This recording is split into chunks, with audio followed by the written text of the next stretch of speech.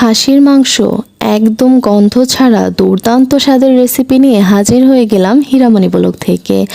আসসালামু আলাইকুম, কেমন আছেন সবাই? অনেকেই বলে যে খাসির মাংস গন্ধ লাগে, বাট আমি যতবারই রান্না করেছি কখনোই গন্ধ লাগেনি।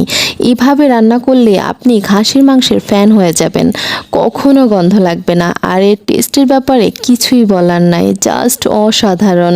এর টেস্ট যে কোন লেভেলের আপনি একবার এভাবে বাসায় রান্না করলেই বুঝতে পারবেন। এই খাসির মাংসটা আপনি যাকেই খাওয়াবেন সে আপনার রান্নার ফ্যান হয়ে যাবে। তাহলে চলেন শুরু করি। প্রথমে আমি একটি প্যান নিয়ে নিয়েছি। এখন দিয়ে দিব খাসির মাংস, তারপর দিব দারুচিনি, দিয়ে দিব এলাচ, দিয়ে দিব তেজপাতা, দিয়ে দিব পেঁয়াজ কুচি, দিব 1 কাপ পেঁয়াজ রসুন আদা পেস্ট, দিয়ে দিব 2 টেবিল চামচ হলুদ গুঁড়ো, দিয়ে দিব 3 টেবিল চামচ মরিচের গুঁড়ো, দিয়ে দিব 2 টেবিল চামচ ধনিয়ার গুঁড়ো, দিয়ে দিব আধা চা চামচ এলাচ দারুচিনি গুঁড়া, দিয়ে দিব স্বাদমতো লবণ, দিয়ে দিব লেবুর রস। এটাই ম্যাজিক, এই লেবুর রসটাই গন্ধ দূর করবে। এখন দিয়ে দিব রান্নার তেল পরিমাণ মতো। এখন ভালো করে মাখিয়ে নিব যাতে মাংসের ভেতরে মশলাটা যায় ভালোভাবে।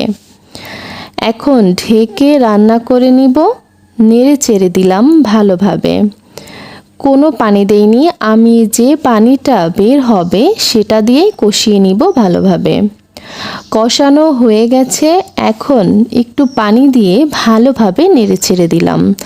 কিছুক্ষণ রান্না করে নিয়েছি, দেখুন মাশাআল্লাহ পুরো অস্থির কালার চলে এসেছে।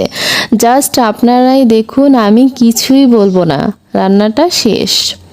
এখন উঠিয়ে নিচ্ছি। মাশাআল্লাহ, মনে হচ্ছে একাই সব সাবার করে দেই, এতটা মজার ছিল খাসির মাংসটা।